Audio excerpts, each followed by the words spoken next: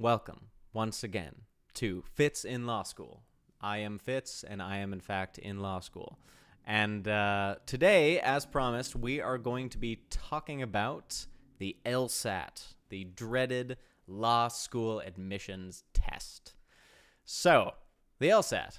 I have, as usual, quite a few tips and tricks for you. 4 parts, not just 3 parts this time. So yeah, I'm really going above and beyond for everyone. But first thing is, I just want to get out of the way.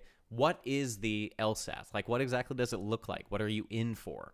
So LSAT is the actual test itself is going to take about 4 hours of your life. So prepare for that, 4 or 5 hours. It's going to take your entire Saturday because the first half of the day, the test usually starts at 8 or 9 a.m. You're supposed to get in there wherever the test-taking situation might be by 8 or 9 a.m.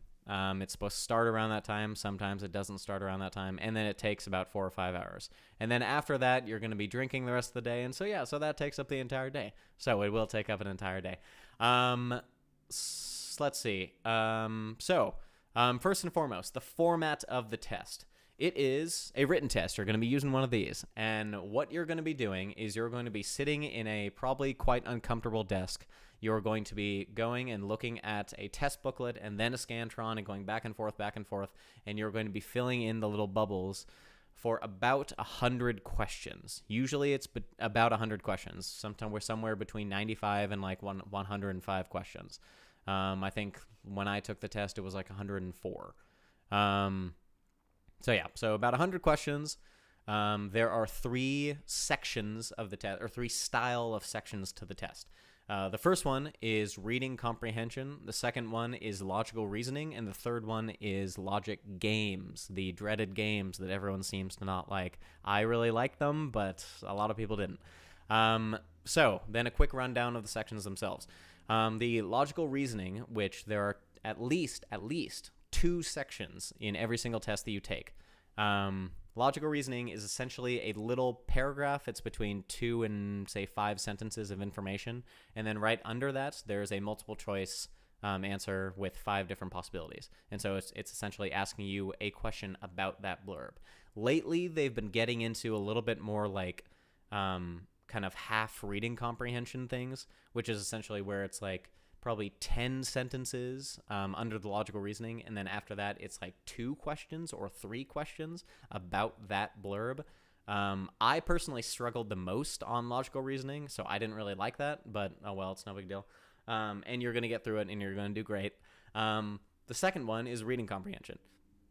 And so reading comprehension is pretty straightforward. Essentially what it is it's about a page, like between, I don't know, 2 paragraphs and like 4 paragraphs or 5 paragraphs of information. It's a story. It's recent studies have shown that this, and this is happening, and this is what's going on with this situation.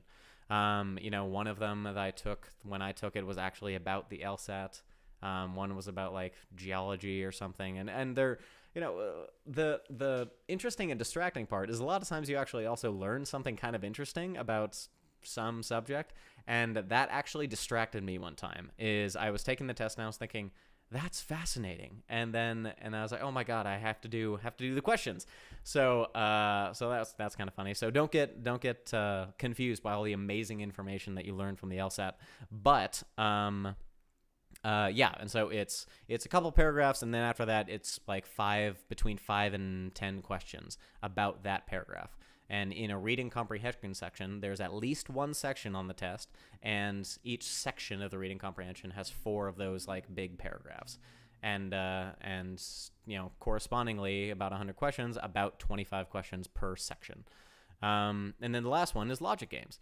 And logic games, and this actually goes into a little bit of the advice that I have for you guys, is it's essentially, there are 2 fundamental ways in which they go and test you through logic games. The first one is ordering games, and the second one is grouping games.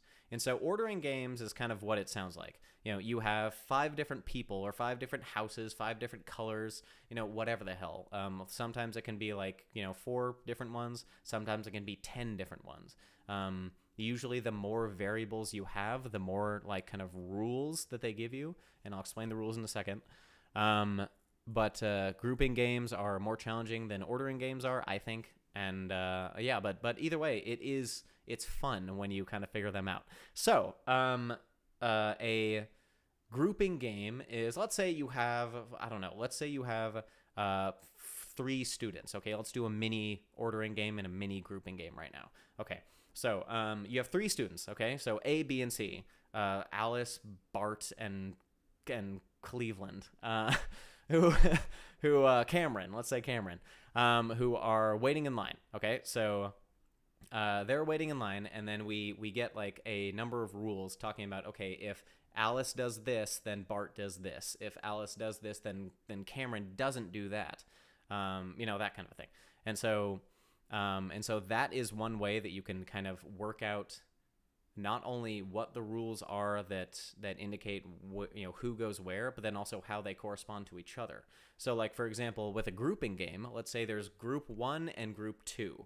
Okay, and then from there you have Alice, Bart, and Cameron. And so let's say the first rule that you have is if Alice goes to a group, then Bart goes to the same group. Okay, so that's an easy rule. So that means that, let's say Alice goes to group 2. That means Bart also has to go to group 2. Now, if Bart goes to one of the groups, does that mean that Alice goes to that group? No, it doesn't. Unless, of course, there is another rule that says everyone gets assigned to a group. And so if everyone does get assigned to a group and Bart goes to one group, you know that Alice goes to that group, the same group. And so again, it's a cool little puzzle. And then let's add one more rule into the fix. Okay, so let's say that so we have Alice, wherever Alice goes, Bart goes, and then let's say wherever Bart goes, Cameron does not go. And since there are only 2 groups, it's actually pretty easy. But the satisfying thing though is that the next like sort of situation, and so this is how it works, is that you go and you get the basic information, then you get the rules, and then after that you get like 5 or 8 questions about the problem, essentially saying, let's say that this person does this and that person does that. What is the order, or what is the group, or what's group 6 look like? That's essentially like how those questions work out. And so for our little situation, let's say that, so you remember our 2 rules, right? So let's say Alice goes to group 1. Okay, so if Alice goes to group 1, that means that we know Bart goes to group 2. However, that also means that Cameron will now not go to group 1 because Bart is there. And so only because we know that Alice went to group 1, we know that Alice and Bart go to group 1, and we know that Cameron goes to group 2 because he doesn't go to the same group as Bart. And so again, I thought that this was pretty fun because what this is it's a little puzzle. And it's especially satisfying when there's a big like cascade effect, when you only get one bit of information, and when you kind of figure out those other rules that they don't say. So like, for example, in that situation, we have our 2 rules. And so the third rule that you can work out is that Alice and Cameron are never in the same group. So that's a rule that they didn't say, but that you can write down because that's a rule, because that's what has to happen based on the rules that they have given us. So it's really not that hard. Once you get the hang of it, it's really not that hard. So now let's get into our actual advice, okay? I always ramble on about these videos, and you're just like saying, all right, Fitz, get to the freaking advice. I just want to know what to do. I already know what the LSAT is. Okay, so number 1, system. Develop a system to figure out how to do these things, okay? So there's going to be a lot of different ways to do these problems. There's going to be a lot of different ways to think about these problems, whether you want to write the rules down, whether you want to go, go to the end of the question and do that, or, whatever. The point is that everyone has a system that works for them, okay? I personally, I really, really love developing a system that was actually really, really helped along by taking a class. So there are basically 2 different classes, like the main big companies that do classes. One is called Blueprint, and the other one is called Test Masters. Okay, I took Blueprint. I have a friend who went and took Test Masters, and so I got to see all of their information as well. And they're pretty much the same. They're pretty much the same. I'm pretty sure that was either someone left Blueprint to start Test Masters or someone left Test Masters to start Blueprint. One of the two. I don't know what, but if I had to kind of relate the two, I would say that like Blueprint is the goofy little brother of Test Masters. Test Masters is a little bit more straightforward, not in the way that they teach you, but just like kind of in the silliness of the booklets that they give you. I don't know. If you do Blueprint, then you'll see what I mean, because it's kind of funny sometimes. And then also the instructors try to be funny. Like I swear that's like part of their curriculum is, and add a joke here, but whatever. So I took the LSAT 3 times. That's what I did. I took it 3 times, and I, happy enough, I improved my score every single time. The first time I took a class, Blueprint. The second time I only got their materials because they updated their materials a little bit, and so I just went and studied them again, and then kind of did like an online-ish test. Third time I just self-studied. That's it. And then that last time was when I got the highest score. However, I don't think that I would have gotten a high enough score had I not had the system in place that was done by, these professionals. This is what they do for a living. And so this test is I've heard this a lot, it's a very learnable test. Okay, each style of question has a system. And so it's very important that you go and you get that system down. Because if you do, you're going to do way better on the test. There's tons and tons of practice tests out there, tons and tons of materials, information. So you can really, really use it. And so I would highly recommend that you do. Okay? Number 2, once you have the system down, repetition. Again, it's like learning a language. It's like, if you're trying to learn French and you read and read and read, you're like, oh, okay, good. Now I know, what that image of a word is and what it means. That's fantastic. You're still not going to be able to speak French unless you start getting out there and using it. Okay.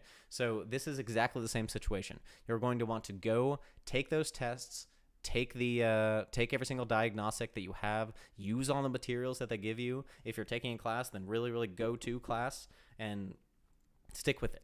Because if you do, then that's really, really, really going to help you. So I highly advise you to kind of like get that formula down. And I've always thought about this as kind of a math problem. Every single question is one of these math problems. So like, let's take like a just a simple formula for a line. Y equals mx plus b. So essentially, each one of these problems is one variable that you have to plug into.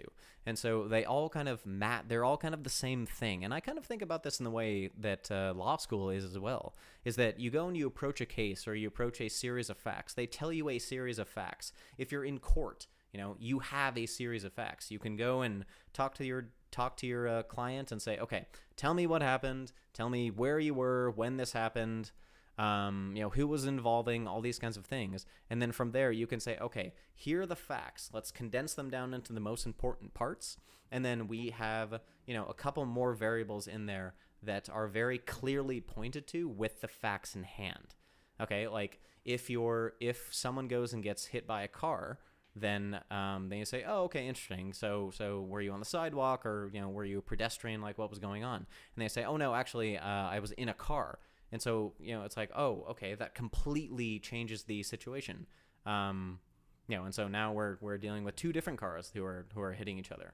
And then it's like, oh, well, actually, no, I was, I don't know, driving down a unpaved highway or something, or I don't know, something like that. But point is that there are certain facts that you get in these kind of fact patterns that really change the game around completely. And they often hinge on one word and stuff, but it is very clearly pointed to in these questions when you have the formula down. So I highly suggest that you get that formula down, and the only way you're going to get it is by a repetition, and the only way you're going to be able to repeat it in the first place is by working out a system. So work out that system. Third one is that once you have all that stuff down, then what you're going to want to do is you're going to want to get a schedule, okay? So I've heard this a ton of times, not only about the LSAT, but actually also about law school, is that what you're going to want to do is get a schedule down. You're going to want to treat this like a job. You're going to want to come home, relax, and then say, okay, I guess I need to get around to studying. No, you're not going to want to do that, okay? What you're going to want to do is put it on your calendar. Say, all right, sounds good. I am done with school at 4 p.m., okay? I'm going to, get a snack right after school and unwind for just a second. And then from 5 until 8, boom, that's my square right there. And that's study time, okay? You're really, really, really going to want to stick with that every single day, no matter what.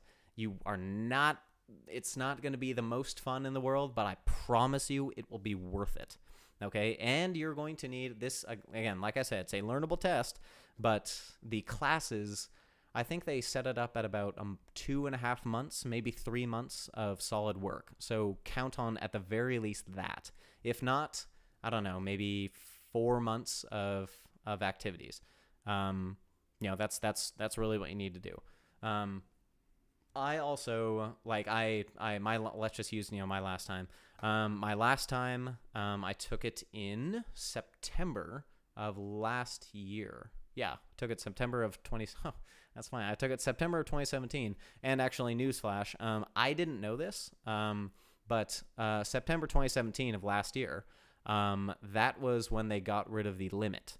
And so that means that it used to be that you could only take it 3 times in a 2-year period. That's gone. So now you can take it as many times as you want. However, all your scores are still averaged and reported to LSAC. So that means that every single school that you go and apply to is going to get all your scores, and they're going to get the average. I've met with a ton of schools, and I've talked to them about this, and a lot of schools say that they don't average them anymore. What they do is they actually go and take your highest score. So they get an average score and all your scores from LSAC, and so that means that they'll see your highest score, and a lot of times schools say, all right, we see that there's an average, but we don't care about that. We're going to take the highest score. So that's good, but at the same time, you don't want your highest score to be a 170, and then the entire let's just say 165, and then you've taken it 9 other times, and every other time you've got a 161, 2, 3, 4, 4, 4, 4, 4, 4, and then a 165. That doesn't look great. And so I think that you should really, and that's why you need to take as many practice tests as possible, because that kind of lets you know where you are. Okay. So really get that schedule down. I use Google Calendar. It's so great to have it on my phone and on my computer, and it really keeps you to a T, and stick with that schedule because it's good. Last one is, let's just talk about the test really quick. Okay. The test is stressful. The test is important. I know that a lot of schools say, okay, we're going to look at you holistically, and that's true. But at the same time, they want to put on their brochure what their average test score is. They want to put on their brochure what their average incoming GPA is. So that means that actually does mean a lot, okay? It's going to be stressful. It's going to suck. It's also just a test, and it doesn't really mean that much, okay? So in the grand scheme of things, stay positive. You got this. You can do it. Everyone has. I think you'll get it just fine. It'll take up 5 years of your life, but then after that, you're good. I went and I actually took the LSAT here in San Francisco, and I made a friend, and her and I just happened to be walking in the same direction, and then parted ways. And then after I started Hastings, she went here, and and I looked at her like at the orientation. I said, "Do I know you?" And she said, "I think I do too." And it turns out it was her. And so, you never know. You never know. You might make some friends. But don't worry. Practice, and you'll be able to get this. Okay. I promise you'll be able to get this. So, next week. Well, we're speeding right along. Shoot. So why don't we go ahead and just talk about the admissions process? Okay. You're all done with the LSAT. And so let's do the admissions process. All right. See you then.